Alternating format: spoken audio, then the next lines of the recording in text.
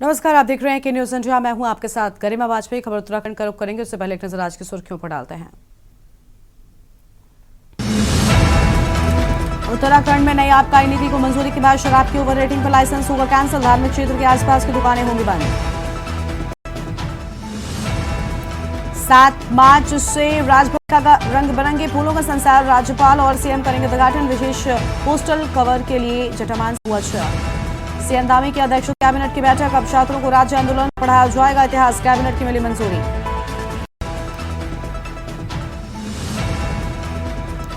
चमोली में भारत चीन सीमा को जोड़ने वाले नीति मलारी नेशनल हाईवे पर हुआ भारी भूस्खलन। चट्टान टूटकर हाईवे पर गिरा। नैनीताल आने वाले पर्यटकों की जेब पर पड़ेगा भार। शहर के अंदर वाहन लाने पर देना होगा टैक्स। नगरपालिका ने बोर्ड बैठक के प्रस्ताव में दी मंजूरी। उत्तराखंड के कई जिलों में बारिश के आसार। चमोली में अवलांच का अलर्ट। बद्रीनाथ हाईवे बंद। आप देख रहे हैं के न्यूज, खबरों सारथी। खबरों की ओर देहरादून से खबर है। चमोली जिले में फिर से अवलांच आने की चेतावनी मिली है। डीएम ने सभी अधिकारियों को अलर्ट मोड पर रखा है। बर्फबारी वाले क्षेत्रों में 24 तक आवाजाही पर रोक की बात सामने आई है। ऊंचाई वाले इलाकों में हिमस्खलन का अलर्ट। रुद्रप्रयाग उत्तरकाशी में भी अलर्ट जारी। DGRE चंडीगढ़ को भी लेकर अलर्ट की बात सामने आई है। DGRE चंडीगढ़ ने जारी किया अलर्ट। चमोली जिले में फिर से अवलांच आने की चेतावनी। डीएम ने सभी अधिकारियों को अलर्ट मोड पर रखा है।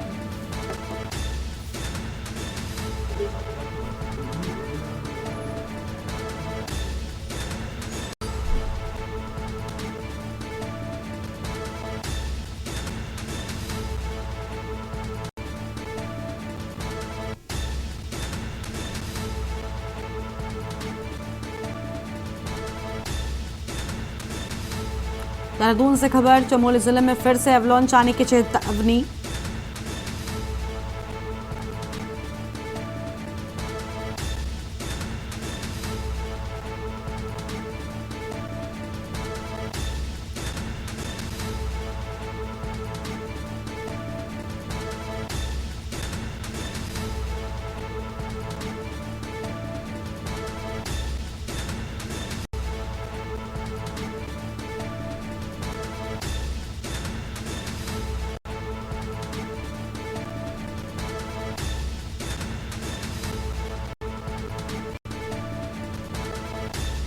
डीएम ने सभी अधिकारियों को अलर्ट मोड पर रखा। बड़ी जानकारी आपको हम बता रहे हैं।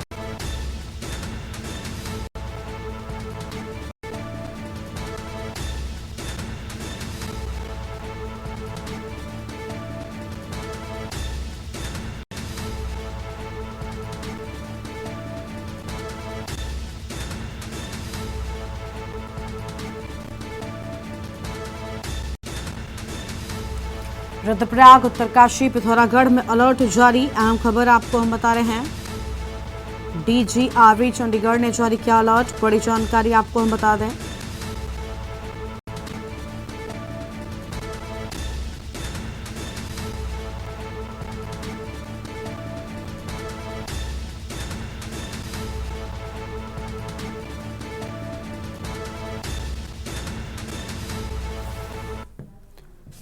हरिद्वार से खबर है। एसएसपी के आदेश पर शुरू हुआ अभियान। पुलिस ने चलाया सत्यापन अभियान। नशा मुक्ति केंद्र पर 10,000 का जुर्माना। सीसीटीवी कैमरों दस्तावेजों की जांच पड़ताल की गई।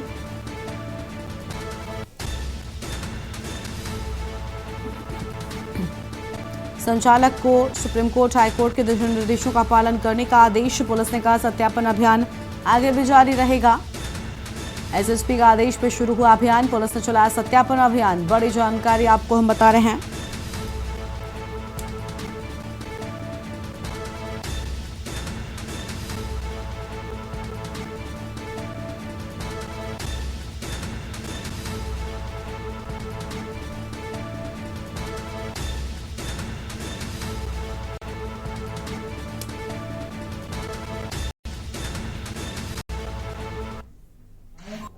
ये महीने में 2 बार आते हैं जी। 29 फाइट। चलो मुझे ऊपर वहाँ दिखाओ। उधर है सर। अच्छा कितने कर्मचारी आपके यहाँ हैं? हाँ जी। कर्मचारी कितने आपके हैं? कर्मचारी हमारे यहाँ 8 है। 8। 8 के 8 जो आदमी अभी ठीक है। मुझे आठ के आठ जो आदमी था आपका समझ आई बुलाइए, अंदर ये बुलाइए। खबर है नैनीताल से, जहां पर स्टाफ हाउस क्षेत्र में देर रात एक घर में शॉर्ट सर्किट से आग लगने से हड़कंप मच गया। दमकल की गाड़ी पहुंचने में देरी हुई, लेकिन स्थानीय लोगों ने बाल्टियों से पानी डालकर आग पर काबू पा लिया।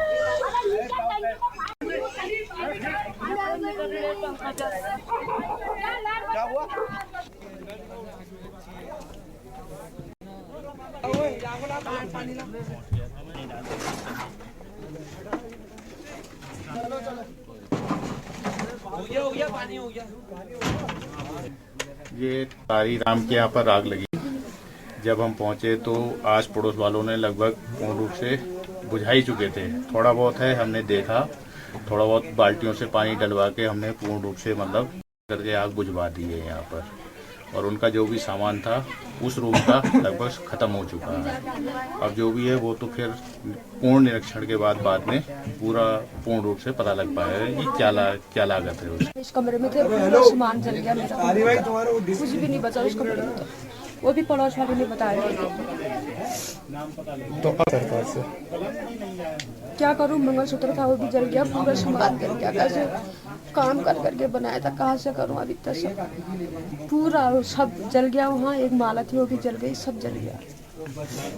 बहुत सामान था अंदर। हाँ, फिर आप कमरा कैसे बनाऊंगी इसको। खबर है हरिद्वार से, जहां पर सडकुल क्षेत्र में आतंक मचाने वाले बाबा गैंग के खिलाफ पुलिस ने बड़ी कार्रवाई करते हुए 7 सदस्यों को गिरफ्तार कर लिया है। ये गैंग लाठी डंडों के साथ मारपीट और गाड़ियों में तोड़फोड़ करने के लिए कुख्यात था। सोशल मीडिया पर वायरल हो रही कई वीडियो के बाद पुलिस हरकत में आई और दबिश देकर आरोपियों को हिरासत में ले लिया है। गिरफ्तार किए गए अपराधियों का नेटवर्क उत्तर प्रदेश से लेकर उत्तराखंड तक फैला हुआ है।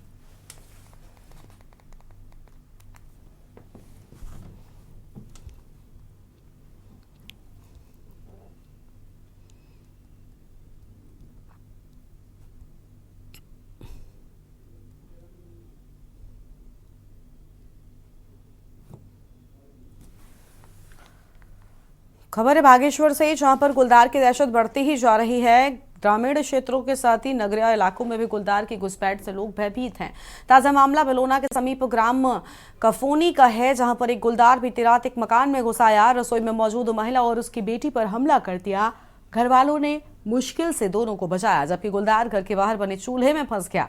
सूचना पर पहुंचे पुलिस और वन विभाग की टीम ने गुलदार का रेस्क्यू किया है।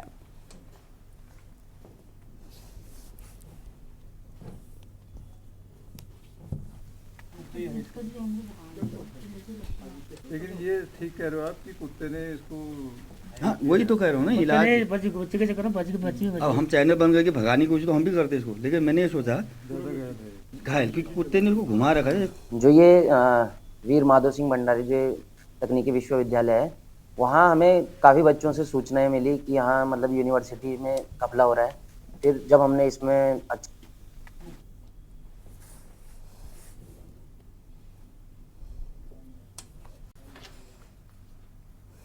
खबर है देहरादून से, जहां पर छात्र संघ डीएवी पीजी कॉलेज ने एक प्रेस वार्ता का आयोजन किया। ये आयोजन उत्तरांचल प्रेस क्लब में किया गया।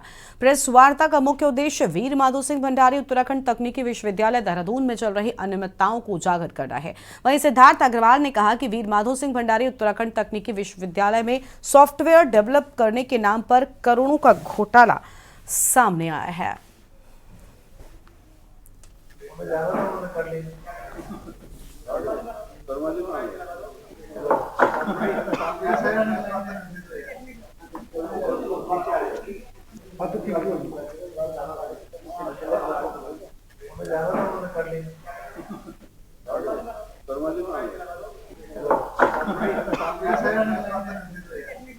जो ये वीर माधव सिंह भंडारी जो तकनीकी विश्वविद्यालय है, वहाँ हमें काफ़ी बच्चों से सूचनाएं मिली कि यहाँ मतलब यूनिवर्सिटी में घपला हो रहा है।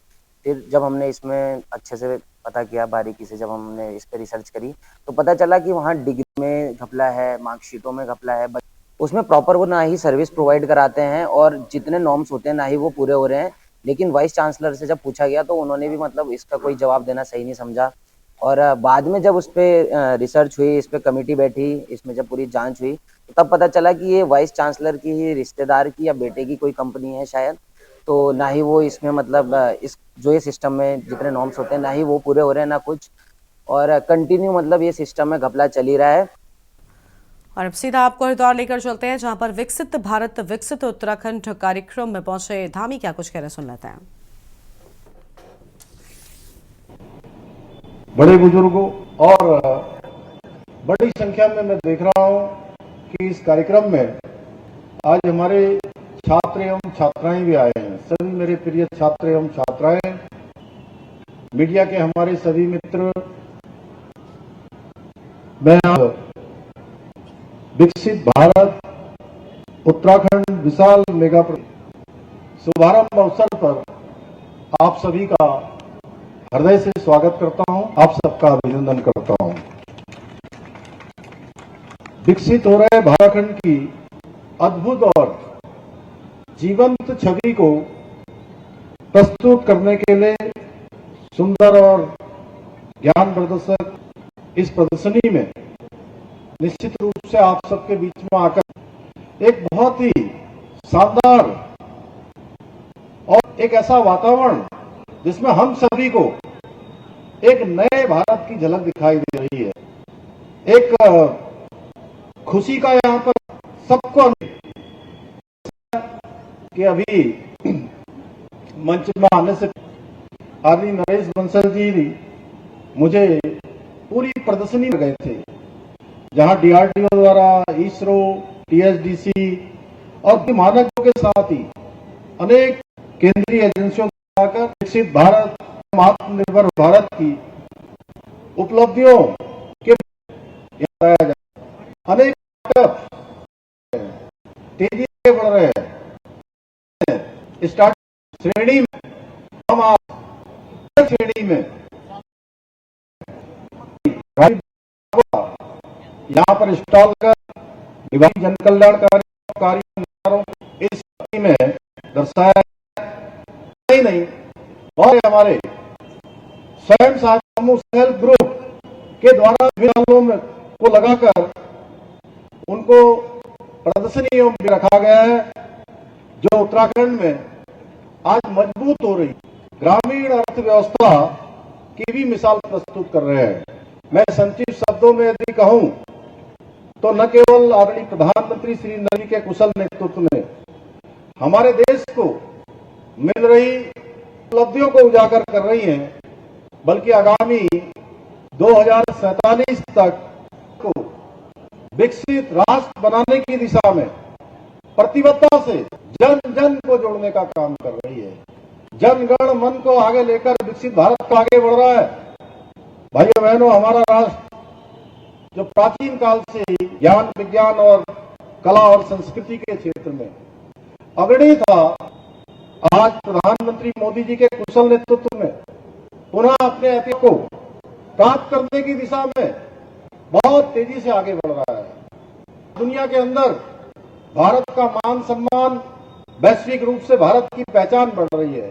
भारत अब हर क्षेत्र में आगे बढ़ रहा है, दुनिया का सिरमौर भारत बनने की बढ़ रहा है, और मोदी जी को प्रत्येक क्षेत्र में ने भारत को विकसित और आत्मनिर्भर बनाने के लिए आगामी 2020 का जो भारत का विकसित राष्ट्र के रूप में स्थापित करने की जो यात्रा है उसे प्रारंभ किया है। उसमें अनेकों उपलब्धियां हमारे देश को प्राप्त हो चुकी हैं।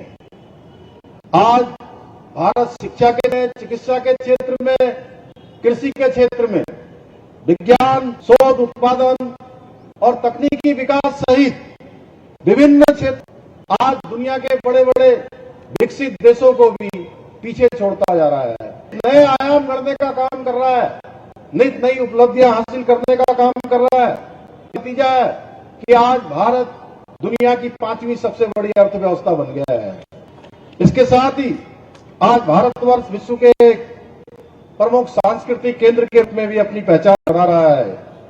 आदरणीय प्रधानमंत्री जी के नेतृत्व में आज भारत अपनी प्राचीन सांस्कृतिक विरासत को सहेजने के साथ ही वैश्विक पर भी आगे बढ़ रहा है।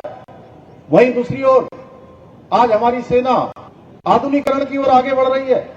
सामरिक क्षेत्र में आज मजबूती से भारत का कद वैश्विक स्तर पर निरंतर ऊपर बढ़ रहा है। इतना ही नहीं, अनेक योजनाएं जिसमें हर गरीब का कल्याण सुनिश्चित किया गया है, जनधन योजना, उज्ज्वला योजना, किसान सम्मान निधि, पीएम आवास योजना और आयुष्मान भारत और गरीब कल्याण अन्य योजना जैसी अनेक योजनाएं लागू करके देश के 25 करोड़ लोगों को गरीबी रेखा से बाहर लाने का काम देश की आजादी के बाद किसी के नेतृत्व में हुआ है तो आदरणीय प्रधानमंत्री मोदी जी के नेतृत्व में हुआ है। भाइयों बहनों, भारत को एक विकसित राष्ट्र के रूप में स्थापित करने के आदरणीय प्रधानमंत्री जी के संकल्प को पूरा करने में हमारा राज्य उत्तराखंड भी अपनी भूमिका निभा रहा है। डबल इंजन की सरकार जहां शहरों से लेकर गांवों तक सड़कों को जोड़ने का काम कर रही है, वहीं ऋषिकेश कर्णप्रयाग रेल लाइन का काम पूर्ण होने की दिशा में आगे बढ़ रहा है। इसके साथ ही प्रदेश के विभिन्न नगरों को हेली सेवाओं के साथ साथ जोड़ने का काम हो रहा है। वहीं उत्तराखंड भारत का उत्तराखंड के पहाड़ी जिले बागेश्वर के कपकोट क्षेत्र में हो रहे विकास कार्यों में भ्रष्टाचार भी पैर पसार चुका है। पहाड़ में विकास का आलम तो यह है कि काफली कमेड़ा के ग्रामीण खुद चुकी सड़क को दोबारा बनाने की मांग को लेकर 13 दिनों से अपने ग्राम पंचायत क्षेत्र में आंदोलित हैं। हिमालय की तलहटी में बसे गांव काफली कमेड़ा के आंदोलित ग्रामीणों से कपकोट प्रशासन की कई दौर की वार्ता विफल हो चुकी है।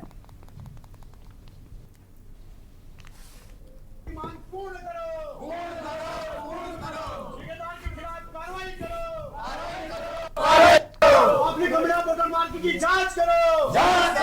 18 फरवरी से जो कर्मिक उपवास चल रहा है वो जायज मांगों के अनुसार चालू है, जिसमें सरकार और प्रशासन द्वारा कोई वहाँ ना देख रेख हो रही, न ही वहाँ कोई लोगों के बीच जाके लोगों की समस्याओं का समाधान करने।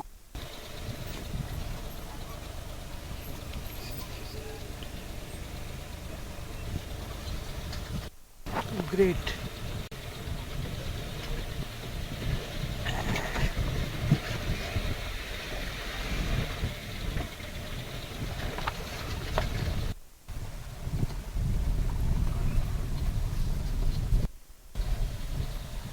मांग पूर्ण करो, पूर्ण करो, पूर्ण करो। ठेकेदार के खिलाफ कार्रवाई करो, कार्रवाई करो, कार्रवाई करो। अपनी कमेड़ा बोतल मार्केट की जांच करो, जांच करो। 18 फरवरी से जो कर्मिक उपवास चल रहा है वो जायज मांगों के अनुसार चालू है, जिसमें सरकार और प्रशासन द्वारा कोई वहाँ ना देख रेख हो रही, न ही वहाँ कोई लोगों के बीच जाके लोगों की समस्याओं का समाधान करने।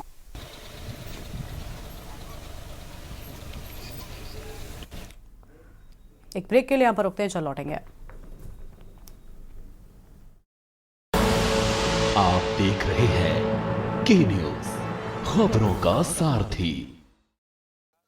के बाद आप सभी का स्वागत है और अब सीधा आपको तस्वीर दिखाते हैं विशेष कार्यक्रम की, जहां पर मुख्यमंत्री पुष्कर सिंह धामी पहुंचे हुए हैं। क्या कुछ कह रहे हैं, सुन लेते हैं। एसडीआरएफ की पूरी टीम, हमारे पुलिस के लोग शानदार काम करके वहां से लौटे और आप सबको यहां पर सम्मानित करने का शुभ अवसर मुझे मिल रहा है। ये मेरे लिए सच में बहुत अच्छा है कि मैं अपने आप को गौरवान्वित महसूस कर रहा हूँ आप लोगों को सम्मानित करके। ऐसा लग रहा है जैसे कि आपको सम्मान नहीं कर रहा हूँ, मैं अपने आप का स्वयं का सम्मान कर रहा हूँ। प्रयागराज में आयोजित सनातन धर्म के महासंगम में, जैसा अभी रिधिम अग्रवाल जी ने बताया कि 66 के लगभग लोगों ने आस्था की डुबकी लगाई, पुण्य स्थान प्राप्त किया। वहाँ की सुरक्षा, अन्य व्यवस्थाओं को संभालना अपने आप में एक बहुत बड़ा चुनौतीपूर्ण काम था। और वैसे मैं बताऊं तो मैंने लगभग वहाँ पर शाम 3 बजे से लेकर अगले दिन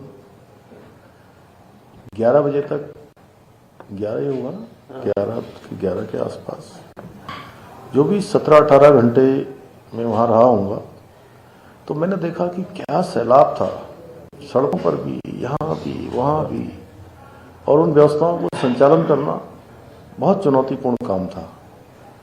ऐसे में जहां उत्तर प्रदेश की पूरी प्रशासनिक इकाई ने, वहाँ की सरकार ने, उन्होंने भी बहुत शानदार काम किया और उसमें हम लोगों का भी योगदान था। और मुझे गर्व है कि आप सभी ने अपनी ड्यूटी अनुशासन से, साहस से और सेवा भावना के साथ पूरी तरह से इसको निभाया है। आप सभी ने निस्वार्थ सेवा करके न केवल महाकुंभ की सफलता में अपना योगदान दिया है, बल्कि आपकी सेवा से उत्तराखंड का भी सर ऊंचा हुआ है। जो उत्तराखंड को भी जो है, क्योंकि मैं वहाँ देख रहा था कि हमारी जो टीम है, के लिए सब लोगों के मन में एक अच्छा भाव था वहाँ पर। अच्छा, इसलिए मैं आप सभी का हृदय से आप सबका आभार व्यक्त करता हूँ और मुझे पूरा विश्वास है कि जो आपने जो यहाँ पर अभी अनुभव प्राप्त किया है, ये अनुभव हमारा 2027 में हरिद्वार में होने वाले जो हमारे कुंभ का आयोजन है, उसको और अधिक सुरक्षित और अच्छा और व्यवस्थित बनाने में बहुत सहायता करेगा, क्योंकि उसकी तैयारी भी हमें अभी से प्रारंभ करनी और हम उसकी तैयारी कर रहे हैं। एक बैठक हमारे तो श्री विनय शंकर पांडे जी ने वहाँ पर अभी जाकर कर ली है और जल्दी इसको एक बैठक करूँगा। तो आप सब लोग, क्योंकि उसमें बहुत महत्वपूर्ण रोल आप सबका है, क्योंकि 2021 का जो यहाँ का हमारा महाकुंभ था, उस महाकुंभ में कोरोना होने के कारण से, कोविड के कारण से ज़्यादा लोग उस समय नहीं आ पाए थे। लेकिन अब जहाँ भी कुंभ होंगे, और बहुत स्थानों पर अलग अलग चुनौतियां हैं। अगर मैं प्रयागराज की बात करूं तो कुंभ की सफलता में आप लोगों ने जाकर सशरीर बड़ा योगदान दिया। वहीं हम लोगों ने जो है टिहरी डैम से 200 क्यूसेक पानी यहाँ से छोड़ा, जल छोड़ा, जिससे जो है कुंभ में आस्था की डुबकी लगाने वालों को एक शानदार निर्मल जलधारा प्राप्त हो पाई। अन्यथा थोड़ा तो आपको पता ही है कि वह नहीं तो पानी जो है कम होता तो उतना मतलब थोड़ा सा ये लगता कि कहीं ना कहीं कुछ न्यूनता रह गई। लेकिन माँ कृपा से वहाँ पर आसानी से इतने लोगों ने डुबकी लगाई और मुझे लगता है कि ये आयोजन 2027 में होने वाला है, इसमें भी बड़ी संख्या में लोग आएंगे। और वह हमारे में थोड़ा सा अंतर क्या है कि यहाँ पर तो माँ गंगा साक्षात मतलब मूल स्वरूप में चलती है यहाँ, और ये हम बहुत एनसीआर के नजदीक, बहुत सारे साधन हमारे यहाँ आने के हैं। अगर हम दिल्ली से भी आएगा तो आने वाले टाइम में जब ये आयोजन हो रहा होगा तो इसे आने में अधिकतम 3 घंटे से ज्यादा समय हरिद्वार और ऋषिकेश के लिए नहीं लगेगा। तो इसलिए उस कुंभ में हमारी संख्या बहुत ज्यादा होगी। अनुमान लगा रहे हैं, लोग मुझे कह रहे थे कि ज्यादा प्रचार नहीं करना चाहिए, लेकिन प्रचार नहीं भी करेंगे तो अब तो प्रचार जो है खुद ही हो जाता है। प्रचार खुद ही होगा और लोग आचमन भी करेंगे, यहाँ पर स्नान भी करेंगे, हर देंगे।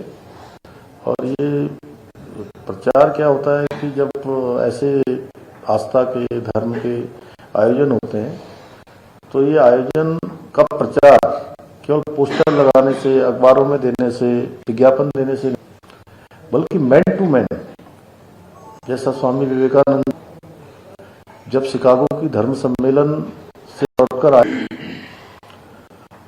उसके बाद उन्होंने इंग्लैंड, अन्य राज्यों का वहाँ के जो वेटिकन या वेस्टर्न जिनको कहते हैं, वहाँ का दौरा कर वापस आए थे 3 साल, 3.5 साल के बाद। तो उनका पहला कार्य श्रीलंका में हुआ था, उनके अभिनंदन का। तो स्वामी जी ने उस समय कहा था कि लोगों ने उनका अभिनंदन किया, ने हमारे धर्म को इतना महिमा मंडित किया, पूरे विश्व को हमारी जो चीजें हैं उसके बारे में बता, हमारा धर्म कितना पवित्र है, कितना महान है, कितनी इसके अंदर लोगों के लिए संवेदनशीलता है, सहिष्णुता है, सद्भावना है, सबको अंगीकार करना ये हमारा धर्म है। और आपके मुख से इतने शब्द निकले और इसका प्रसार पूरे विश्व में हो गया, तो स्वामी जी ने कहा कि ये मेरी शक्ति नहीं है, ये उन लोगों की शक्ति है। और इस बीच बुलंदशहर से एक बड़ी जानकारी सामने आ रही है, उसका रुख कर लेते हैं। बड़ी खबर बुलंदशहर से आपको हम बताते हैं। पितवास आपको बता दें, कार में सवार महिला सहित 4 लोगों की मौत हो गई। बुलंदशहर से बड़ी जानकारी आपको हम बता रहे हैं। पितवास बॉम्बे के पास ऑल्टो कार नहर में गिरी। कार में सवार महिला सहित 4 लोगों की मौत हो गई है।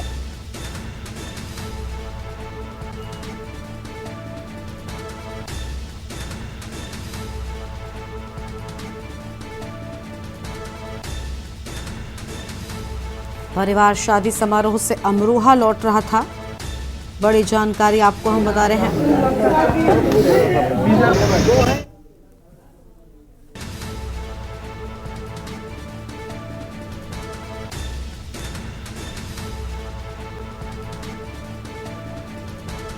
हादसे के बाद उस क्षेत्र में शोक की लहर। अहम जानकारी आपको हम बता रहे हैं।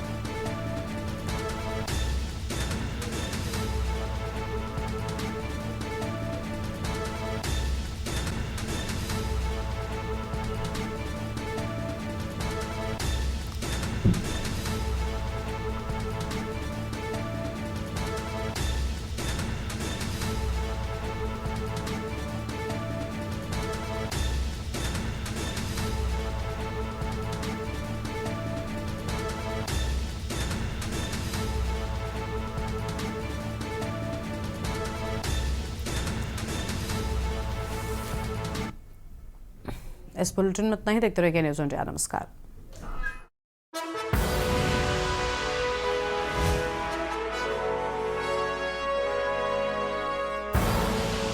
आप देख रहे हैं के न्यूज़, खबरों का सार।